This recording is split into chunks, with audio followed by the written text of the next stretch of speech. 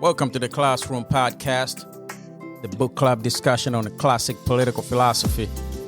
My name is Eric Nganyange.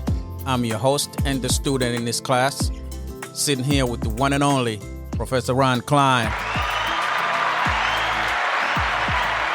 Professor? Hey, how are you? I'm a little sore. I worked out too hard this morning, overextended. What is overextended to you, 45 minutes? No, it's not the time. It's I always try to do a little more each time I exercise, just to push myself. A few more pounds on the weights, a few more reps, a few more sets, a few more seconds on those. Yeah. I think I overdid it this morning, but that's all right, because in the end, that's hopeful. You will survive. Paris. Yes. Interesting place. I was thinking, Before we even get started, who are some of the classic people or philosophers coming from there? there was a whole school of philosophy that is probably the most famous. They're called the encyclopedists. And we tend to, except for scholars of that area, ignore their names for that title. But the most famous one was Denis Diderot.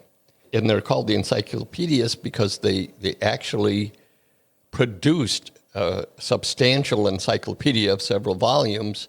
Oh, okay. Not the kind of encyclopedias that we have, like the British Encyclopedia or the New World Encyclopedia. It had to do a lot with how can you be a good farmer? What is blacksmithing and how do you do it? Right? It was very practically oriented. It was designed primarily to improve the lot of average French citizens, most of whom, remember, are farmers. We'll say farmers. They were serfs. Yeah, until the Revolution, and then they became poor farmers. So you poor serf, poor farmer. So they thought they could help them, and they were right. Quality of these long articles is really excellent, but they also needed to, in their heart of hearts, to talk about political philosophy, right? We usually associate Jean-Jacques Rousseau, we've talked about. He's not even French. Well, we might as well talk about it. We're there. It's eerie. You go into the church. It's beautiful, by the way, and it is modeled on the Pantheon, except the dome is much higher. And the walls are decorated. It was a Catholic church, after all, so there's paintings all over and sculpture all over. And hanging from the top of the dome is a pendulum. It goes from the top of the dome right down to the floor. And that is Foucault's pendulum. You may have heard about that. Foucault was a scientist that showed that the Earth rotated. And he proved it by hanging this pendulum there. And it swings. And the weight is pretty heavy, so it swings for a long time. You don't have to step in and push it. And you can see it slowly. It looks like the pendulum is turning. Yeah. But it's not the pendulum that's turning. It's the Earth. So fascinating. So you get to see that. And then you go down in the crypt. The crypt was eerie. Very eerie. I mean, I've been in crypts of churches before, all over Europe. But nobody else was there. You walk down the center of this, of course, use the expression, dead quiet, and you have these sarcophagi on either side. And there's Rousseau. There's Hugo. There's this guy and that guy. How big is the building? Huge. Oh, wow. Yeah. Very large building. All in there is just dead people? But except for me. And I was beginning to wonder, I don't believe in ghosts or anything like that, but you get kind of an eerie feeling sometimes. Yeah. It's fascinating. So when you go, and everybody who's listening, I hope you can go there. And we'll backtrack a little bit. So when we talk about the layout of Paris, that it's an interesting location. It's on the left bank in the Latin Quarter. you will hear the phrase left bank, particularly because that's often cited as a good place, an interesting place to go. It's the Latin Quarter is on the left bank. So how do you know which bank is the left bank? Right? Two banks. Why is the one called the left bank? Well, It depends where you're coming from. it does. The Seine River that flows right through the middle of Paris flows from south to north. Okay? So if you're going with the flow of the river, then you determine which bank is the left one, right? It's the bank to your left when you're following the river flow. So the left bank is known mostly for the Latin Quarter. Now, why is it called the Latin Quarter? They're not from Latin America, Yeah. right? And I'm assuming they don't speak Latin either. Not now. Yeah. Well, in some parts of it, I think they still do. Why? Because that's where the famous university was in France. The second one. It's the second one. We'll talk about the first one at Chartres later on. So early, what we would call colleges or universities, formed around cathedrals. Oh, really? Yep. All of the ones in Europe, save perhaps Oxford and Cambridge, who are very much outliers. But there are cathedrals in each of Oxford and Cambridge. Now, why would that be? Why do they form around cathedrals? Cathedrals are run by monks. What are monks? Or there's a female version, nuns. Monks and nuns who go into monastic orders are trying to separate themselves from society and devote their life to being godly Christians. So one thing you want to do is get away from temptation, right? In our world, in our secular world, the world outside of monasteries, there's so many temptations, Yeah. right? Endless. But you also want to be in communion with people who are also trying to live that kind of life.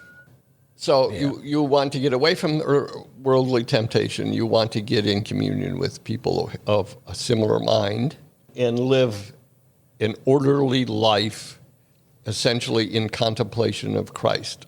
That's the idea. So they form orders. There's lots of orders of monks. There's some orders, for example, you can't talk in the monastery.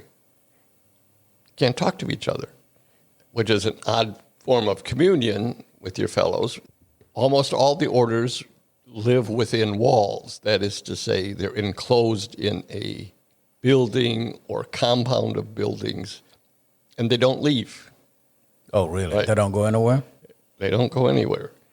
The abbot and maybe the overseer monk may have to go outside the walls, for example, to go to the nearby town and make an order for food or some supply they need or something that the monastery itself does not produce.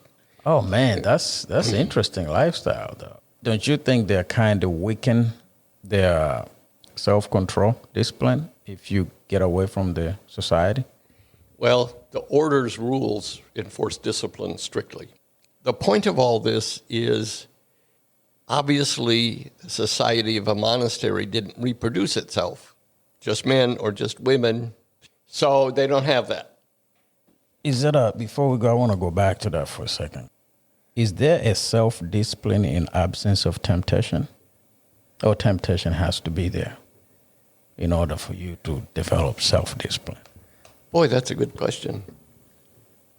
I'd say it probably takes more self-discipline to avoid the temptations of the modern world, for example, the secular world around us, than it does to, for example, follow the rules in a monastic order. Yeah.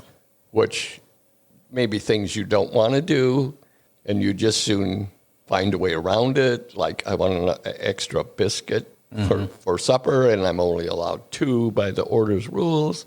And you have to discipline yourself Yeah. to put up with discomfort, let's say. Yeah. Yeah. And you can leave if you don't like it. Sure. Oh, absolutely. Okay. Well, back to Paris. Okay, Paris. We're talking about why colleges formed around cathedrals. Yeah. Well, it's just what we've been talking to. So this wasn't wandering really that far off our topic. Yeah. So Notre Dame, the biggest cathedral in the capital city, attracted a huge number of students from all over Europe. Yeah. And the universities were very different from what we're used to now. And it's interesting to think about and talk about, but it would take us about. Can you give a quick example how different it is? Well, first off, you paid the instructor directly, and there was always issues about that. Well, you're charging too much. I don't want to pay this much. Okay, we'll see. I might be willing to negotiate. Typically, a class would be just studying one book by one author, and let's just say it's Aristotle's Nicomachean Ethics. It's got 10 books. It's reasonably thick. Yeah, That's enough. That's enough for one semester or the whole year. It's and more. That's a lifetime study. But you go to class. They have a Latin translation of it for you, but you can't afford to buy the whole thing. In fact, you can't afford to buy it at all. So you go to the bookseller. The bookseller will have had somebody make copies of each chapter, multiple copies of each chapter. So you could rent that, right? You rent that copy, say book 1 of the Ethics, and you'd take that home and you'd have to get some paper. You'd buy it from him and some ink and, those quill pens. And you'd copy it all. And so you'd have your own copy in your own handwriting. And then you could, you turn that in and then you rent book 2. In the classroom, the instructor's going over one sentence at a time. Now, when we read that, we took bigger chunks than that. Yeah. But it's worth reading that book one sentence at a time and thinking about each and every sentence and how it relates to the other parts of the book and so on. So we should do that. We should do that. Yeah. I've suggested we make our life easier and only read book 10 because his description in book 10 of what the good life is and what is translated happiness really means having a good soul. Eudaimonia. Is eudaimonia, and we could spend a year just doing book 10. I think we probably won't do that, but I don't want to diverge to something else. Can you have a good life without having a good soul? Can you have a happy life without having a good soul? Well, Aristotle says no. Okay. I would think even Socrates would say no. Absolutely, because a lot of what we read in book 10 there is stuff we've read in the Platonic dialogues. Yeah. That's one of the reasons we read a lot, and to try to learn from a variety of people what a good soul is, basically, and what kind of life, therefore, we should be living. Yeah. Now, what else in Paris would you say would be a good place for people to see? Okay, we haven't really even hardly got to Notre Dame, so let me quick go back there. It's the second Gothic church ever built. What is a Gothic? I'm glad you asked because I was just about to talk about that. There are two kinds of churches, essentially, up until the most modern era where church can be anything. But the first churches were called Romanesque, which is a word that means like Romans. Yeah. And the reason it's got that name is because when Constantine made Christianity legal in the early 4th century, he also gave them lots of money so they could have their own buildings in which to worship. And in addition, he gave them some official buildings that were government buildings called basilica. And some big churches are still called basilica. St. Peter's Basilica in Rome, St. Mark's Basilica in Venice. Basilica means literally the king's building.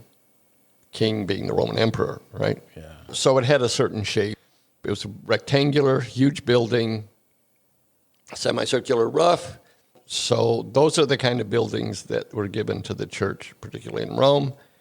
And they suited the congregations beautifully because basically they cut off one end of the church, made that a giant entryway.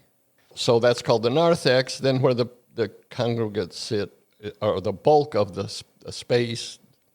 So that's what goes on there. And so that building was organized by the Romans in a way that made it easy to use that building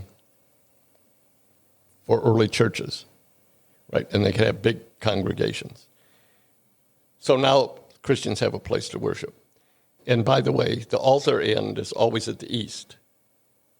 Oh, really? Yeah. You know why? Why? What happens in the east? The sun rises. S-U-N. What's Christ? The sun rising. Sun, S-O-N, right? Okay. So it used to be handy if you were in a town and didn't know what direction you were going. If you could find a Catholic church, you could know east right away. I did not know that. Yeah. Okay, so that's called a Romanesque church. Mm-hmm. Okay? There was always this problem, the walls falling out. So, and they didn't have engineers and they didn't have the math to calculate what would happen if you built it this high and with this wide of a wall and so on. It was all trial and error. You could hardly afford to have an error. It would be just too expensive to start over again. So they overbuilt everything. So you have that problem. And so they also introduced into the walls these giant pillars. So Romanesque churches look rather clunky. They're clearly overbuilt. You can see some of that in Trinity Lutheran. Trinity Lutheran is a combination of the two, which never occurred really. So now, the first Gothic church was made in what is now a suburb of northern Paris. And the suburb is called Saint-Denis, and so the church is Saint-Denis, St. Denis.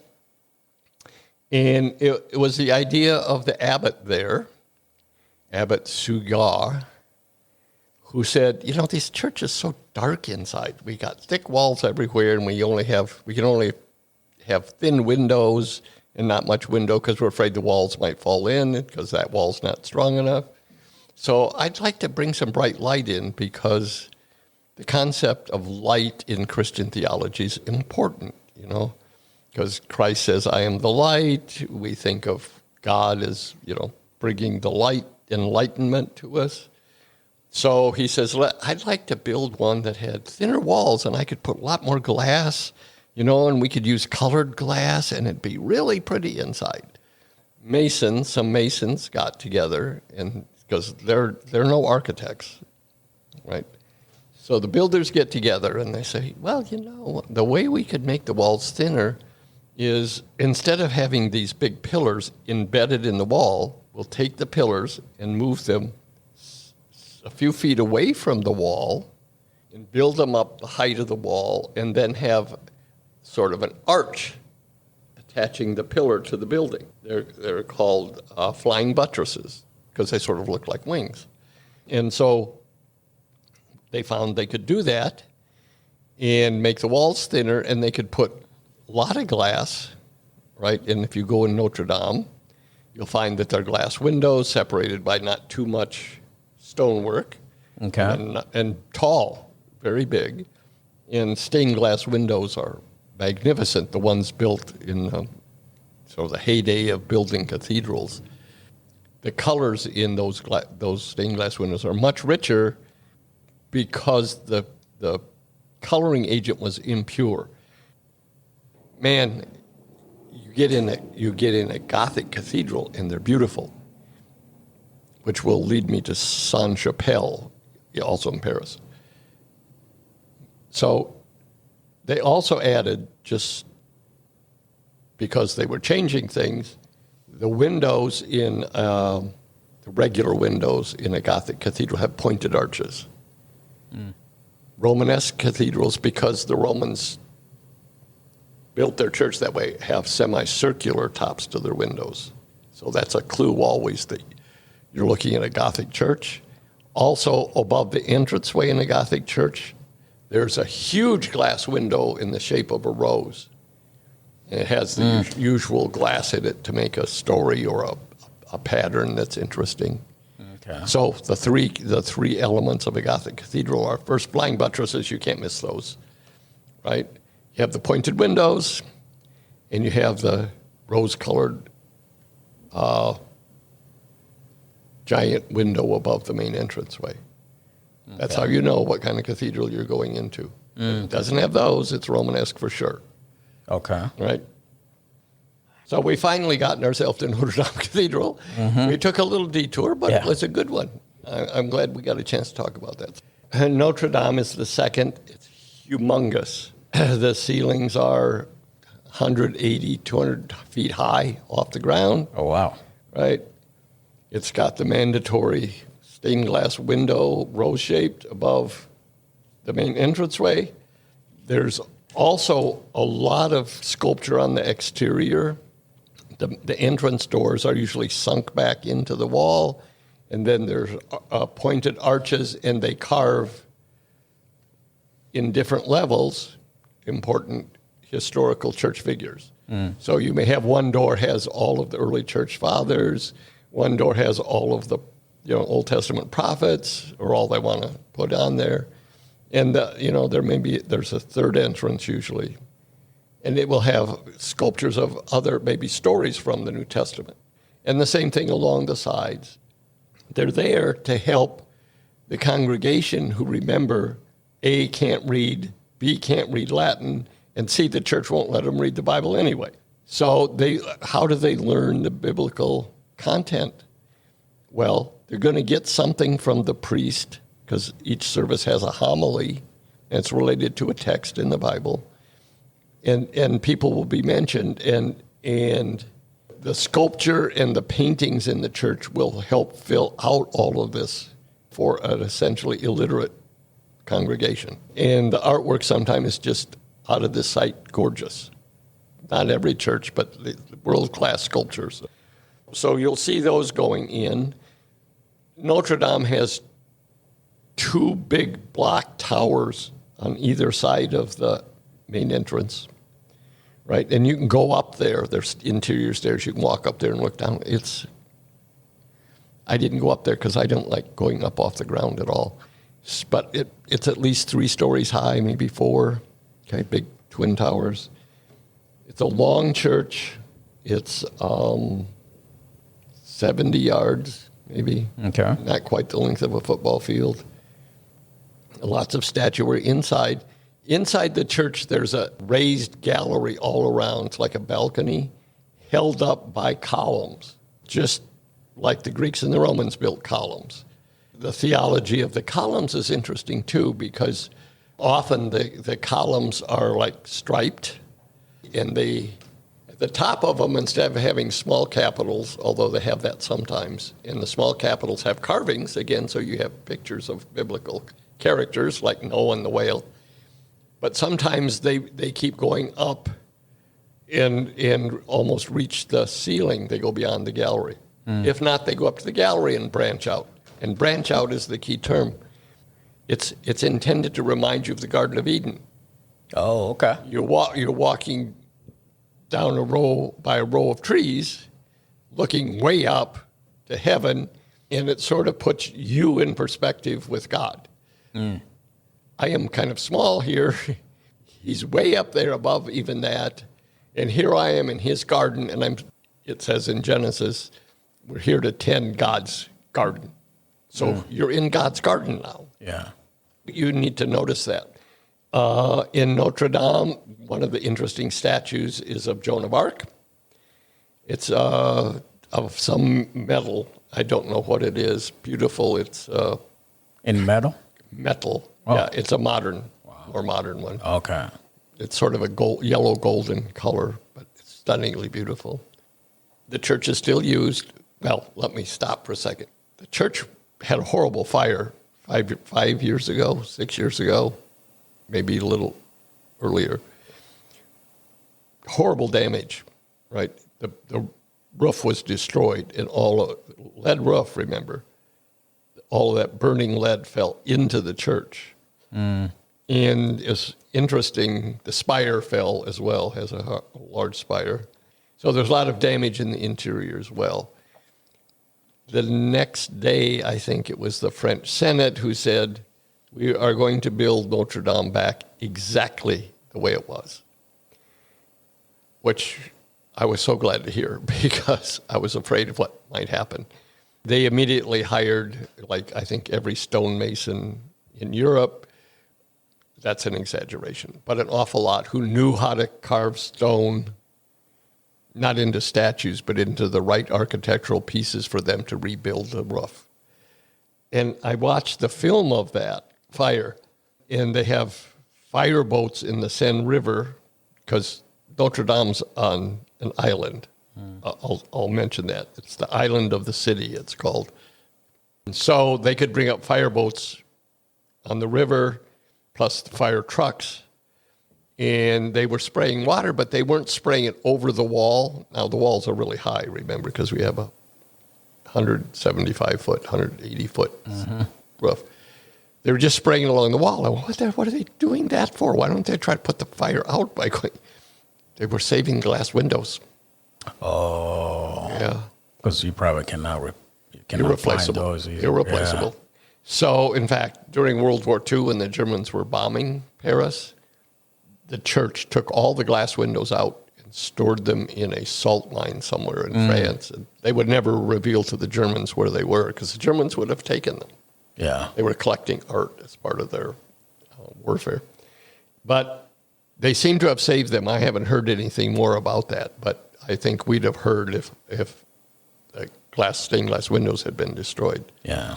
But there was plenty of destruction. But it's supposed to be finished next year, right? So just in time for you to visit. I'm sure there's going to be a flag of people visiting. There should be. After it's done. I would think so. Yeah. Yeah, so that's good news. It's built back. I don't know what happened to that statue of Joan of Arc. It was made of metal. My guess is it did not survive the fire. The altar pieces, I'm sure, did not survive the fire, and probably a lot of the interior statuary was destroyed. Probably. Yeah. So I'm eager, and I expect to see it on the news sometime soon because it's supposed to open again next year. Exactly what it's going to look like and how close it is to the original. So, but it's wonderful that it can be seen now. So that's a place you have to go. Okay. Just a few blocks away, still on the island of the city, is another cathedral that you have to see called Saint-Chapelle, and that was the private cathedral of the King of England in the time of Louis IX, whom we know as Saint Louis. Our city, St. Louis, is named after him. Much smaller than Notre Dame, but just as interesting in many ways. It's the first two-level cathedral. The bottom level was for the servants, so you and I could go there. And it was like a regular cathedral, nothing fancy, but well done. The upper level, though, is spectacular. This is for the royal family, the nobility, those elite people. It's small enough so they didn't have to make it's Gothic. They didn't have to make the spacing between the windows very wide, so it's only like this. And then you have a really wide glass window, floor to ceiling. And all the way around the whole room. And it's a long room. It has been described, and I think this is accurate. If you go in there when the sun is shining, it's like being inside a jewelry box. The colors are just stunning. On top of that, it's all painted. It's painted gold, bright red, and bright blue. And it's magnificent. You got to see it to believe it almost. Reproductions don't do it any justice. But you have to do it, and it hasn't been destroyed, so that's good. It's still the original. And an extra bonus, they have music performances there. Okay. Sometimes Betsy and I were fortunate enough to go there in that room and hear Vivaldi's Four Seasons concerto. Not a concerto. It's chamber music. You've heard parts of the Four Seasons. Usually it's spring they play, but they played the whole thing. 4 violinists. And really, really good. So here you are with all of this. It wasn't daytime, so we didn't get the full effect of the sun, but the painting is bright and brilliant, and the lights are on, and got this magnificent music playing, and it just kind of takes you out of the world. So if you get a chance, do that. And moving along, we got to get off the island, okay, and going downstream towards the north again. On the right bank is the Louvre. The Louvre is one of the most significant and magnificent museums in the Western world.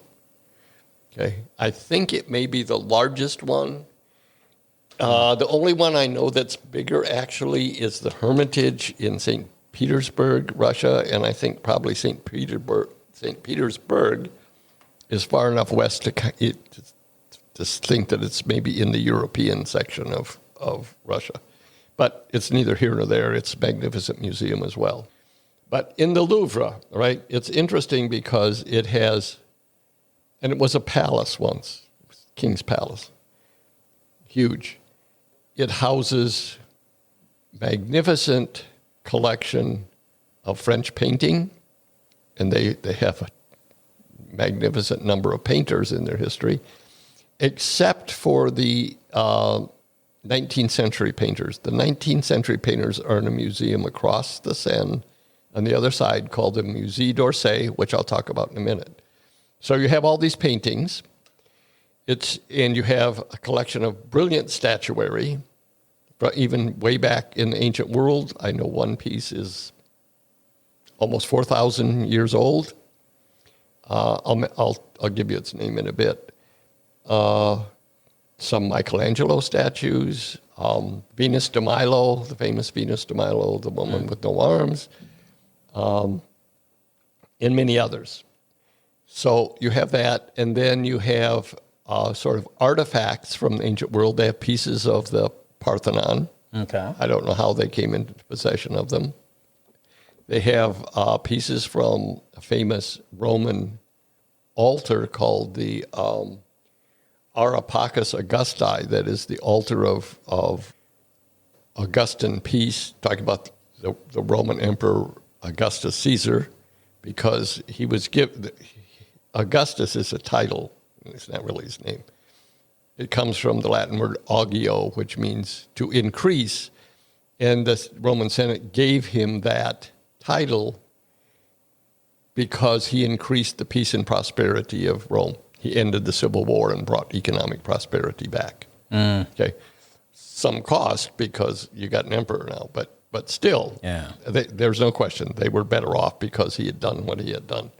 Okay, so there's pieces of this altar. I didn't mention it in Rome because it's one of my favorites, but it's a single piece out by itself. It's worth seeing. So this museum is gargantuan. To give you an idea, in the winter, at the lower levels, they used to empty things out, fill it with dirt, plant plants, and go fox hunting. So then they'd have to clean it out every spring. And well, I don't know what, there was a storage area or what, but it's gargantuan. Now it's where they keep a lot of the statuary, and it's fantastic. The premier piece in that museum is Leonardo's Mona Lisa. Okay. Right? Which is, and you can tell when you go there, is easily the most popular piece. It's the only piece of art among great art that they have directions posted on the wall. So here's how you get to Mona Lisa. And you get there, and it's in a pretty large room. Yeah. It's a small painting. It's like this. Okay. Right? It's not big. And it's at the end of one of the rooms. And unless you get there early, and Betsy and I finally caught on, if we went there right when the museum opened, we could get up close and see it. You could, the whole room's filled with people looking at the Mona Lisa. Oh, really? Now, on the other walls, there are also great paintings. But nobody wants to see that yet. I don't think anybody's ever seen them, except maybe Betsy and I, because we got. How did that paint got so famous? That's a good question, because I don't think. It is Leonardo da Vinci is a great painter. There's just no question. But first, he's painted a lot of other great paintings, and there's one of them of a young woman, sort of like Mona Lisa, in our National Gallery in Washington, D.C. I think it's just as good as the Mona Lisa. And you look at all the other great paintings that are even on that same floor in the Louvre, and you can say, well, on reflection, I think maybe this one might be at least as good as Mona Lisa. So I'm not sure if it's just his name that makes it famous. Okay. But if that's true, why doesn't it make our beautiful picture in our National Gallery famous? I don't know. But, it's like, why is Van Gogh's painting Starry Night famous? You know that picture? Mm-hmm. Which one is that? That's where he's looking up at a night sky, and the sky's swirling, and it's. Okay. I don't think I've seen that one. Well, in my opinion, you're lucky. But notwithstanding that is one of the most famous paintings in the world. There was a popular song called Starry Night, was a big top hit. When I was teaching, I taught art history a lot, probably more than anything. Art history, that'd be the painting they knew. And I'd say, why do you like that? And it was things like, well, it just looks good. I'm at loss to explain why they liked it. They couldn't explain it either. Mm-hmm. And it's understandable. People have different tastes in pictures. I understand that. But everybody gravitated toward that one particular. And the same thing's going on with Mona Lisa.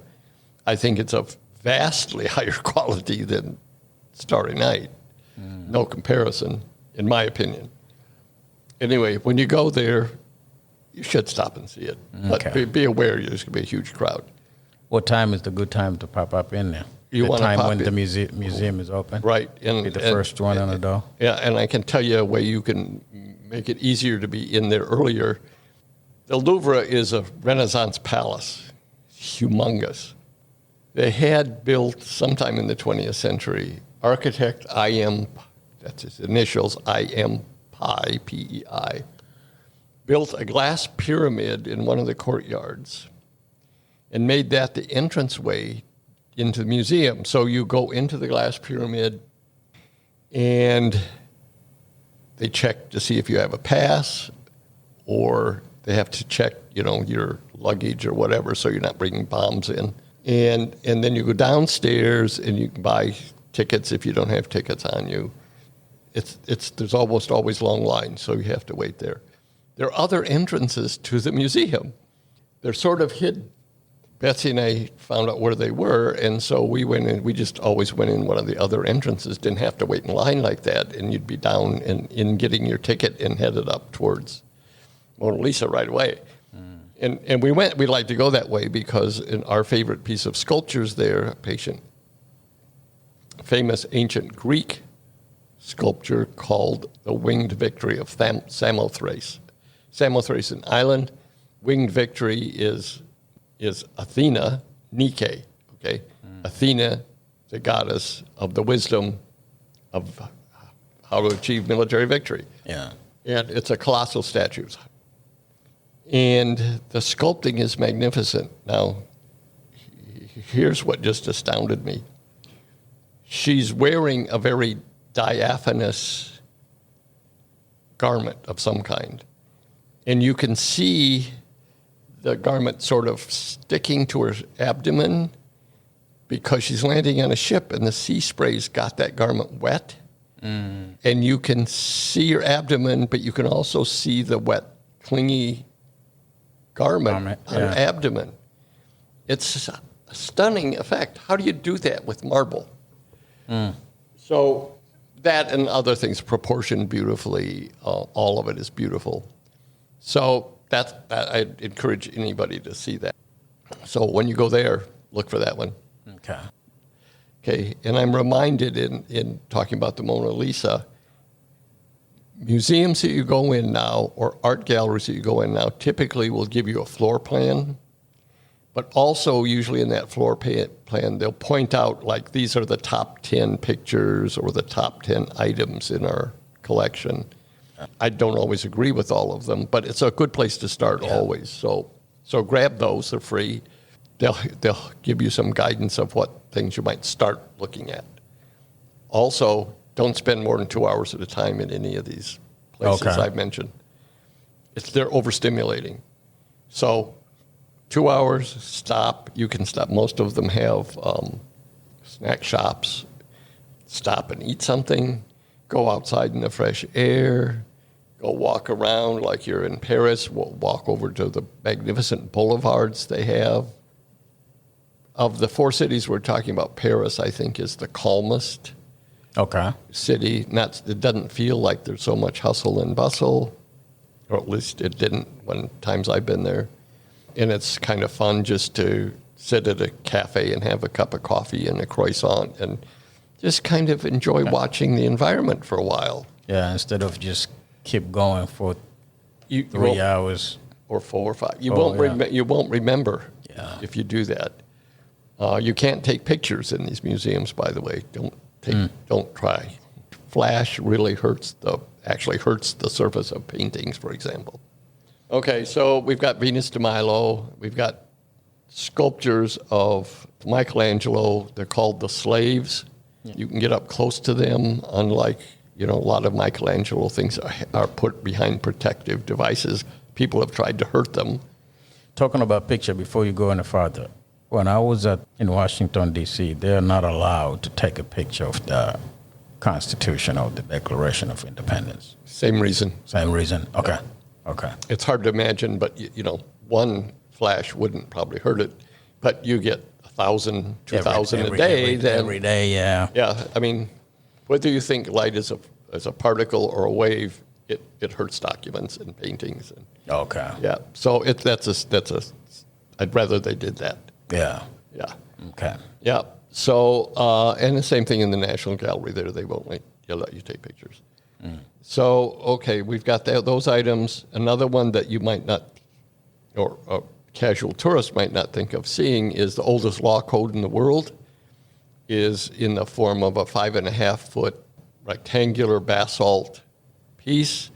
The top little piece of it is a sculpture, a relief sculpture of a royal person climbing steps and either handing a document to their chief god, Shamash, sun god, or Shamash is handing the human the document. Either way, the document's the law code. The law code then the entire code is written on about 4 feet of the basalt.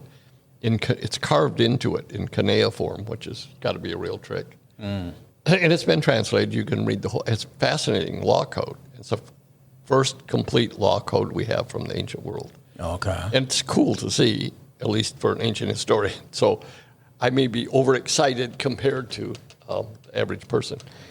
But that's great. And then there's a very long gallery called the Long Gallery, which has many of the most famous paintings in there.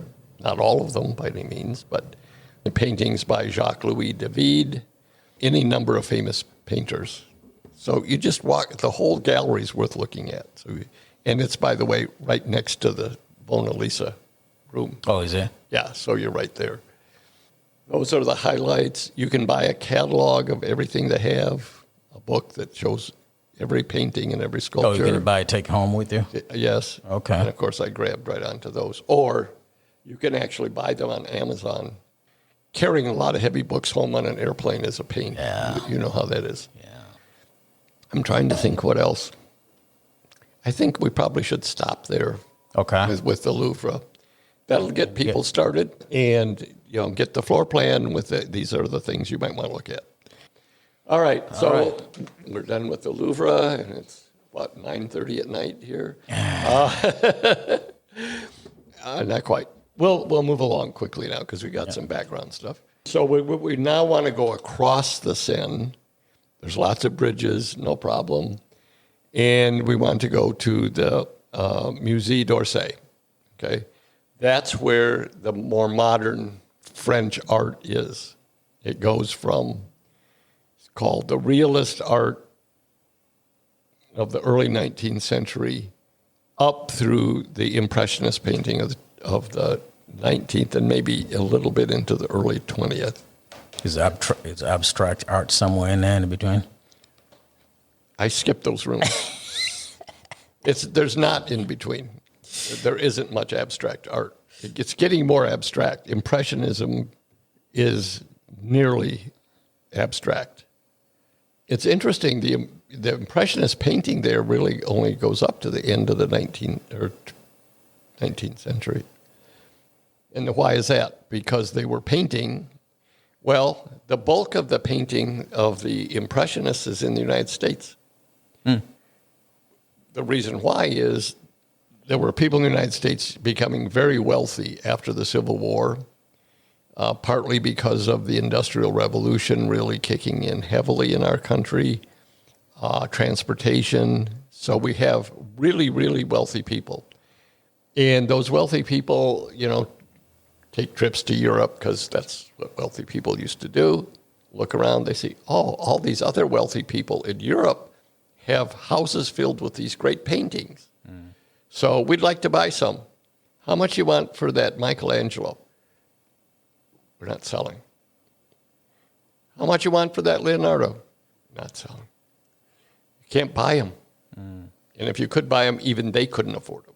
Okay? Yeah. So they go back home in a sour mood about that, but to say, hey, if to be a legitimate, really rich person, you need to have painting in your house, we got to do something. So they hired, let's call them brokers, to go to Europe for them. Now find out what the most popular paintings are and buy a bunch of them.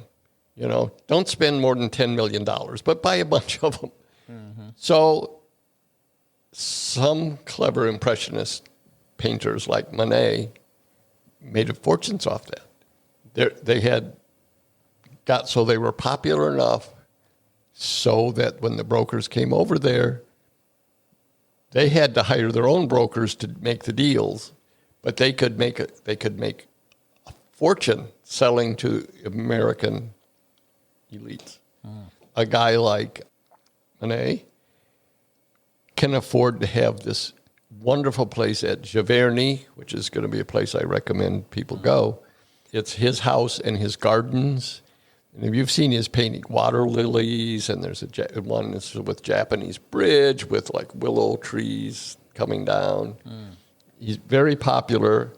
Most of those are in like the Chicago Institute of Art and the Metropolitan Museum and so on, because they were bought by Americans and then donated to American museums. Okay. A lot of them are still in private collections. To make that situation for himself, a lot of land, he had to redirect a river to make the pond for the water lilies and build the Japanese bridge. He had to hire 6 gardeners to keep track of his flower gardens. He was one of the few artists who made a lot of money from his art. Wow. Right? So a lot of the Impressionist paintings are gone from France because they're here. So now we've been through 2 churches, 2 museums. We'd be remiss if we didn't say, you probably should go down and look at the Eiffel Tower.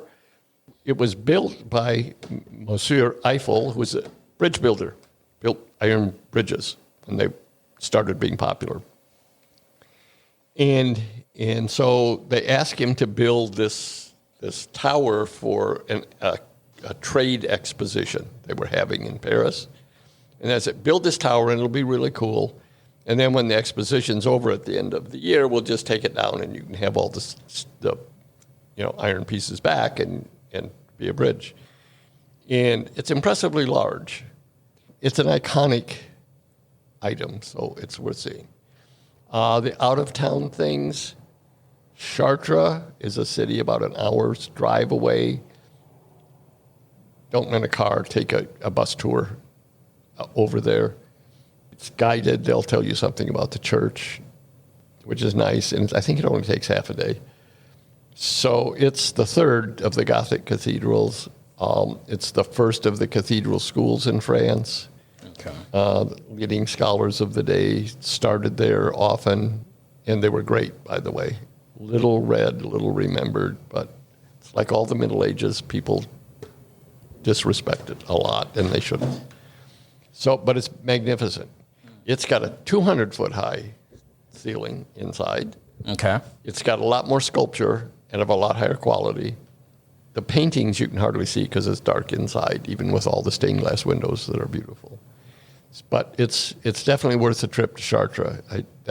I put that high on my list. Okay. Okay, and then the last, well, two other things. Manet's Giverny gardens and house are magnificent. Again, you want to take a day trip out there with a minibus tour. It's delightful to see. I mean, the man, despite the fact I didn't like a lot of his pictures, had great taste. For example, his decorating his house. It's quite stunning. The gardens are quite stunning. You can stand on the Japanese bridge and have somebody take your picture.